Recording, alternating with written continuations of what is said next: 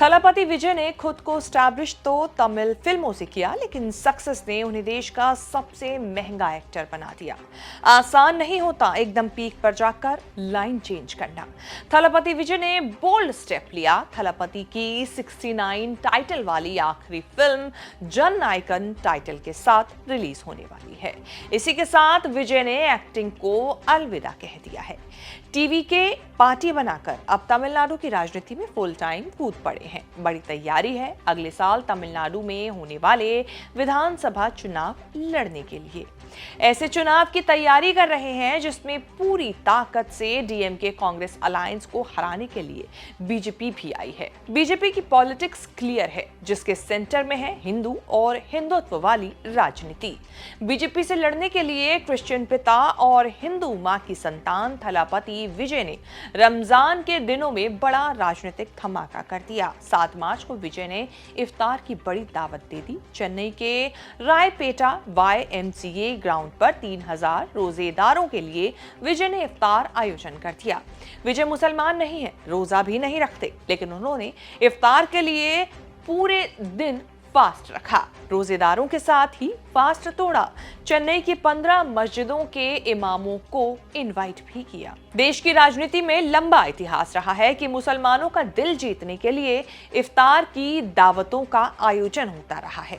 BJP कभी इस दिशा में गई नहीं। गैर बीजेपी पार्टियों ने रमजान के महीने में इफ्तार देने के मौके छोड़े नहीं।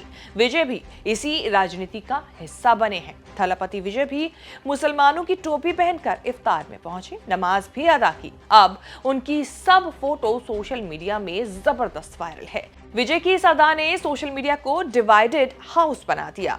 सेक्युलर पॉलिटिक्स के साथ शुरुआत करने वाले विजय की तारीफ भी हो रही है। मुसलमानों के तुष्टीकरण यानी अपीजमेंट के लिए निशाने पर भी आ गए हैं। एक लाइन ये भी कि अगर सेक्युलर हैं तो महाकुंभ में डुबकी लगाने क्यों नहीं गए, और एक लाइन ये भी कि एक्टर हमेशा एक्टर रहेगा। विजय की इफ्तार ने तमिलनाडु की राजनीति में बड़ी खलबली मचा दी है। विजय की इफ्तार की दावत के खिलाफ तमिलनाडु सुन्नत जमात नाम की संस्था ने चेन्नई पुलिस से शिकायत की है कि उन्होंने मुसलमानों का अपमान किया है। शिकायत तो इसी आधार पर हुई कि आयोजन बड़े खराब तरीके से किया गया। चुनावों से पहले मुसलमानों का दिल जीतने के लिए विजय की इफ्तार वाली दावत में बड़े राजनीतिक संदेश छिपे हैं। चुनावों के लिए विजय की इलेक्शन स्ट्रैटेजी बनाने का काम प्रशांत किशोर ने संभाला है। क्या प्रशांत किशोर ने सिखाया विजय को इफ्तार वाला दाव? ये सवाल है। तमिलनाडु में विजय के चुनाव लड़ने से पहले बिहार में विधानसभा चुनाव होंगे, जिसमें प्रशांत किशोर भी डेब्यू करने जा रहे हैं। रमजान के दिनों में प्रशांत किशोर भी बिहार में धड़ाधड़ इफ्तार की दावतों में देखे जा रहे हैं। मुसलमानों की टोपी पहने दुआ सलाम करते दिख रहे हैं। पीके तमिलनाडु में मुसलमान से कहीं ज्यादा बिहार में करीब 17 से 18% मुसलमान हैं, जो आरजेडी, जेडीयू और कांग्रेस में बटे हैं। प्रशांत किशोर की भी नजर इस मजबूत वोट बैंक में सेंध लगाने की हो सकती है। तमिलनाडु एक ऐसा राज्य है जहां मुसलमानों की आबादी बाकी दक्षिण भारत के राज्यों के मुकाबले काफी कम है। क्रिश्चियन आबादी भी मुसलमानों से कुछ ज्यादा है, करीब 5.86% यानी करीब 43 लाख मुसलमान हैं। क्रिश्चियन आबादी 6.12% है।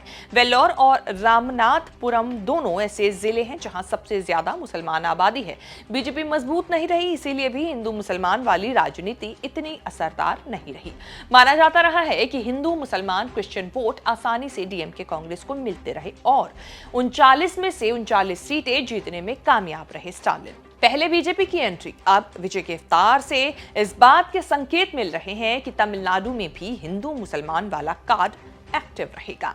नमाज अदा करते, टोपी लगाकर, रोजा रखकर विजय ने मुसलमानों के वोट बैंक पर दावा ठोका है। डीएमके कांग्रेस के सामने अकेले कंपटीशन में आए हैं विजय। मुसलमान अगर डीएमके कांग्रेस से अलग कुछ विकल्प तलाशेंगे तो थलापति विजय रेड्डी हैं। अक्टूबर में विजय ने टीवी के पार्टी का पहला सम्मेलन किया।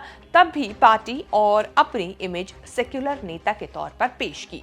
मंच पर 4 महिलाएं मौजूद थी, जिसमें एक मुसलमान, एक क्रिश्चियन थी। मंच पर विजय को जो गिफ्ट दिया गया उसमें संविधान और गीता के साथ कुरान और बाइबल भी थी। हो सकता है विजय बीजेपी को मजबूत कंपटीशन ना मान रहे हों, लेकिन डीएमके पर सीधा हमला बोलते हुए भाषण दिया कि डीएमके का द्रविड़ मॉडल अल्पसंख्यकों को डराने धमकाने वाला है। अब देखना होगा एक्टिंग लाइन से अलग हटकर विजय थलापति की राजनीति किस मुकाम पर पहुंचती है। ये तो खैर समय आने पर ही पता चलेगा, लेकिन फिलहाल आप हमें ये जरूर बताएं कि आपको हमारी ये रिपोर्ट कैसी लगी। इस तरह की खबरें आगे भी देखने के लिए आप बने रहें न्यूज़ तक के साथ।